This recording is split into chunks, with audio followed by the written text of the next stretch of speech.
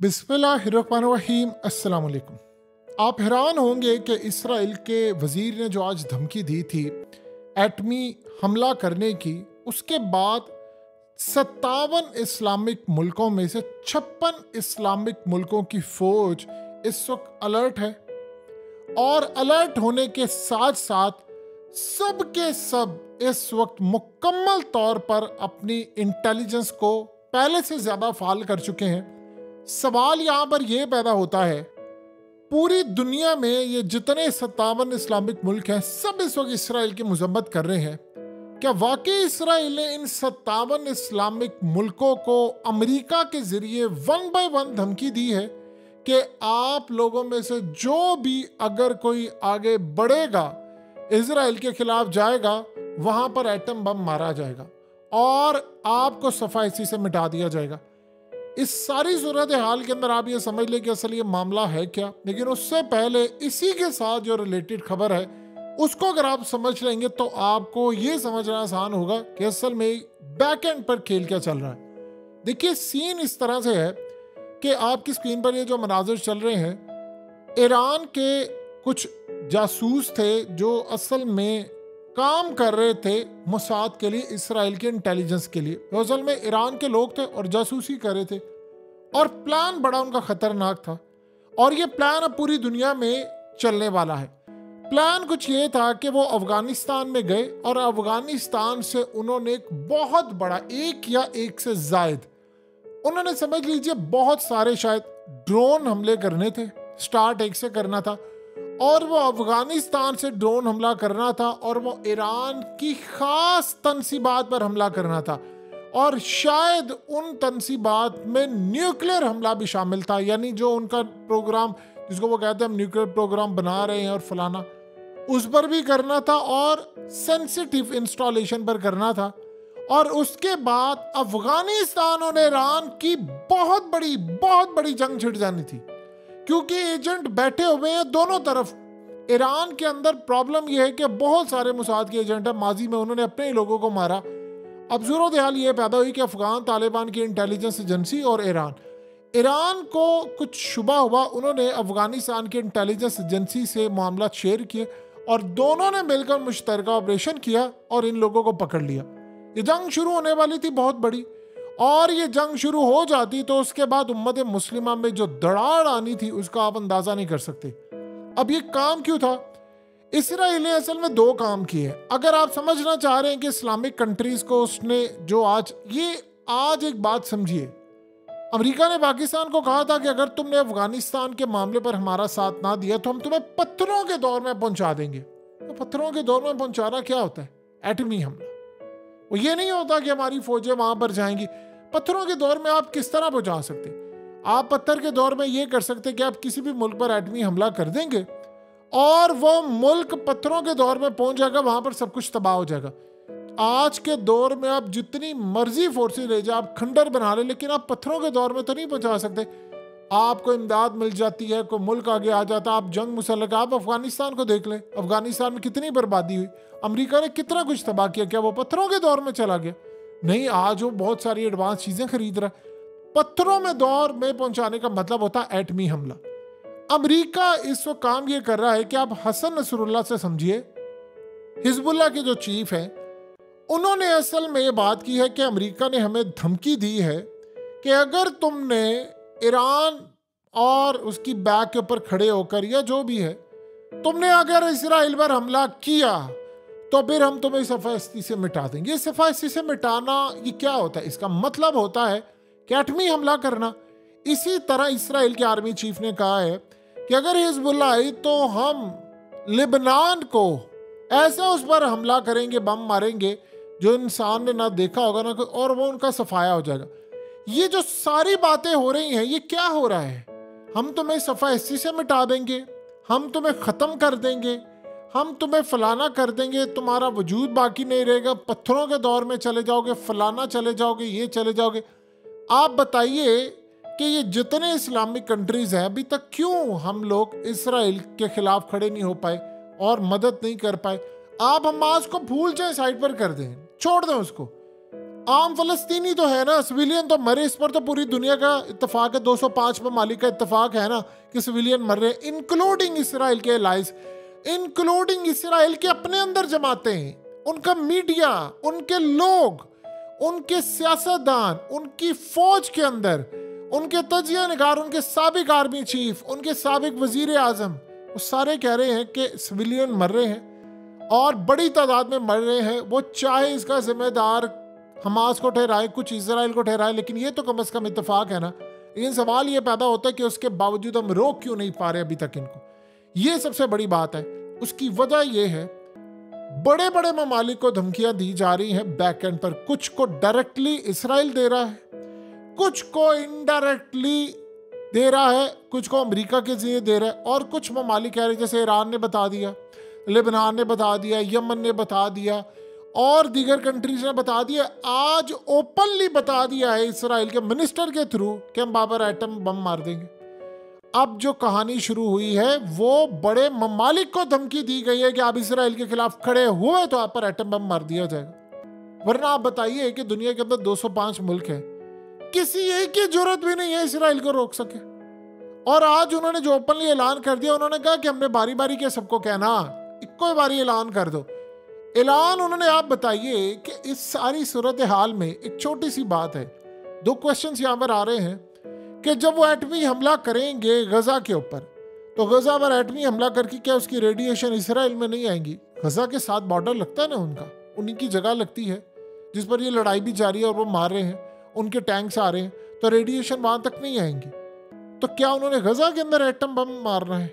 नहीं, उन्होंने गजा में नहीं मारना, उन्होंने बाकी मुस्लिम कंट्रीज में मारना है। गजा में आपने एटम बम मारा तो आप जो मर्जी करें। देखिए ठीक है, लिमिटेड उनके पास है रिसोर्सेज ऐसे कि वो लिमिटेड यानी महदूद पैमाने का एटमी हमला कर सकते हैं। आज तो आप किसी भी जगह पर कोई हमला कर दे उसके असरात दूर तक आते हैं। एटमी हमला तो फिर आज का जो एटमी हमला है वो इतना खतरनाक है, इतना खतरनाक है कि अभी तक सुपर कंप्यूटर तक ये नहीं बता पाया कि असल में उसके नुकसानात क्या होंगे जब तक हम देखेंगे नहीं। ये तो एक आइडिया है ना कि उसके नुकसानात ये हो सकते हैं, वो हो सकता है। इसराइल के इस जंग के अंदर 70 अरब डॉलर के करीब इस वक्त जाया हो चुके हैं और उनकी जीडीपी का 12 से 14% बनता है ये। यानी आप 15% तक लगा ले, अगर बिल्कुल एक लमसम आइडिया लगाना चाहते हैं तो उनके जाया हो चुके हैं। ठीक है, उनके कुछ पैसे अपने थे, अमेरिका के थे और बाकी सारे। ये जो कहानी इस वक्त पैदा हुई है, मुसाद के एजेंट जो अफगानिस्तान में थे, अब आपको समझ आएगी असल में अब उनका प्लान है। और उसमें एक प्लान ज़हन में रखिएगा, उसमें पाकिस्तान और इंडिया की जंग है। इस वक्त पूरी कोशिश की जा रही है कि इसराइल की, उसका प्लान ही यही है कि ये जो जंग चल रही है, मैं इसकी आड़ में किसी तरह मुसलमानों को आपस में लड़ा दूं, यानी मुस्लिम फिरका वारियत की बुनियाद के ऊपर लड़ा दूं, मैं नजरियात की बुनियाद के ऊपर लड़ा दूं, सरहद की बुनियाद के ऊपर लड़ा दूं, मैं इनको लड़ा दूं, मेरी तरफ ध्यान ना जाए। क्योंकि अब वो ये चीज देख रहे हैं, जैसे मिसाल के तौर पर अर्दुगान का मामला है, जितना प्रेशर इस वक्त उम्मत मुस्लिमा में अर्दुगान पर है, अपनी कौम की जानिब से गुस्सा है और वो गुस्सा थमने का नाम नहीं ले रहा, जिसको अर्दुगान बार बार कंट्रोल कर रहे हैं। पहले तो अर्दुगान ने उसको फौरी तौर पर एक रैली मुनक्किद करवा ली, एक जलसा किया और उस जलसे के अंदर उन्होंने आकर कहा कि जी मैं आपके जज्बात को समझता हूँ, हम किसी भी रात इस जंग में जा सकते हैं, यानी ये उन्होंने इंडिकेट कर दिया था अपने लोगों को। अब उसके बाद भी लोग ठंडे नहीं हो रहे, क्योंकि अर्दुगान ने जो सेंटिमेंट्स थे उसको बहुत आसमान पर ले गए हुए थे। तुर्कियों को वो दिखाए, तुगरुल गाजी और पता नहीं क्या कुछ, अब तो सलाहुद्दीन अय्यूबी। अब वो लोगों ने देख लिया और वो इनसे डिमांड करे कि नहीं अब तुम जा क्यों नहीं रहे, तुमने तो हमें कहा था ये। आज तैयब अर्दोगान ने ये बात की, उन्होंने कहा आपको अंदाजा नहीं है कि हम गजा के लोगों के लिए कितना कुछ कर रहे हैं। दिखाने की बात नहीं है, लेकिन जो हम कर रहे हैं वो बहुत ज्यादा शायद नजर नहीं आ रहा। अब वो किसको कह रहे हैं ये बात, वो किसको सुना रहे हैं?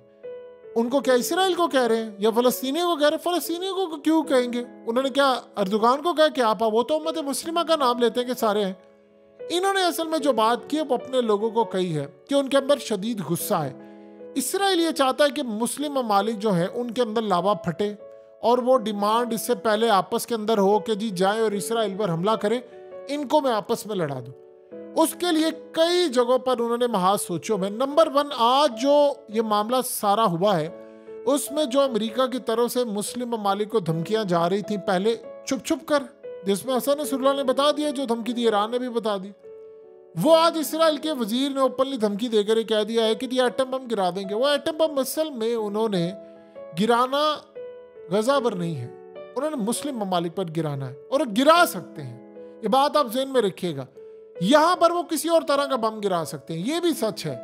वो ये भी हो सकता है महदूद पैमाने का भी यहां पर बम गिरा दें। वो बाकी ममालिक को धमकी दी है कि कोई आगे बढ़ा, क्योंकि उन पर प्रेशर आ रहा है, तो हम आपको सफ़ा 80 से मिटा देंगे। सारे जो बार बार सफ़ा 80 से मिटा देंगे, कभी इसराइल कह रहा है, कभी अमेरिका कह रहा है, कभी हिजबुल्लाह कह रहा है, कभी फलाना कह रहा है, हमें धमकियां दे रहे हैं। तो वो ये असल में बात है। अब वो जो सफ़ा 80 से मिटाने वाली बात है उसको प्रोलॉन्ग कर लें, उसको समझ लें अगले पैमाने पर।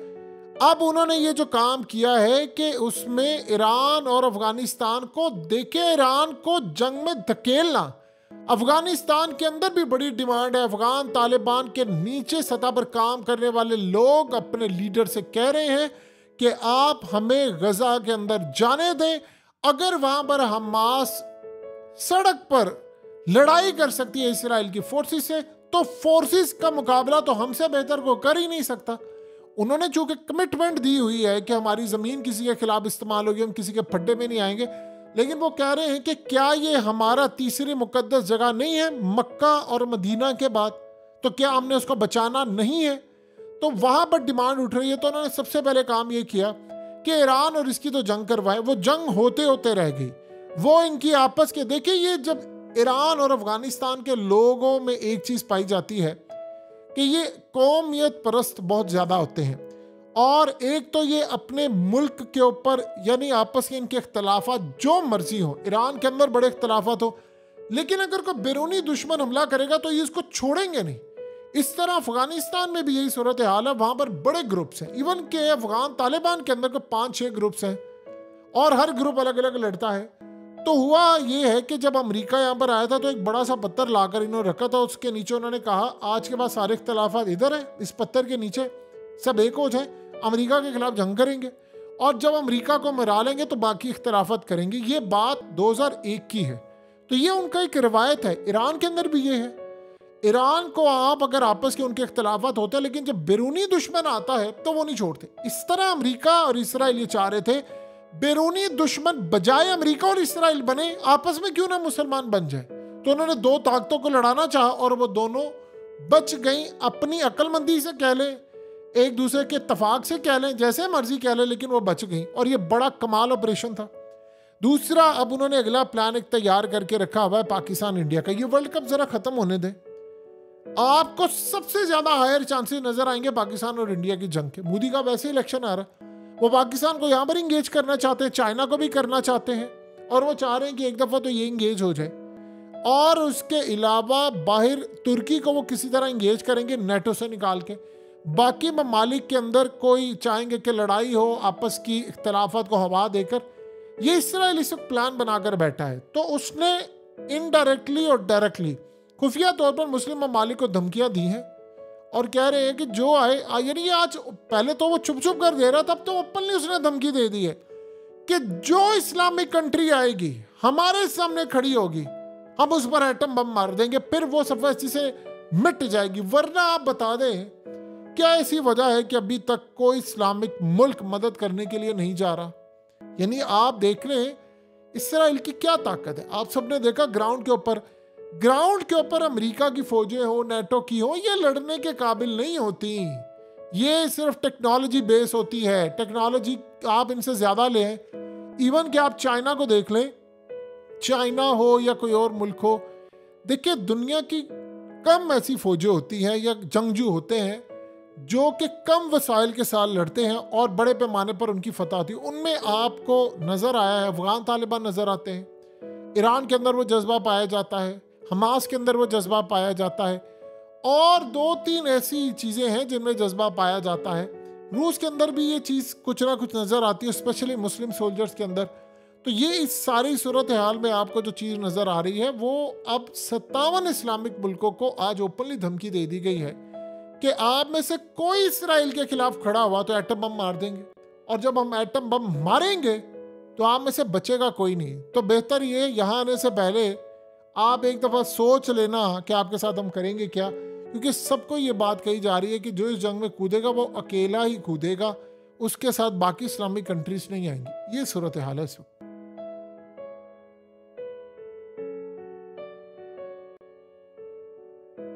हकीकत टीवी को सब्सक्राइब करना मत भूलें, वीडियो को लाइक करें, शेयर करें और कमेंट सेक्शन में अपनी राय का इजहार ज़रूर करें।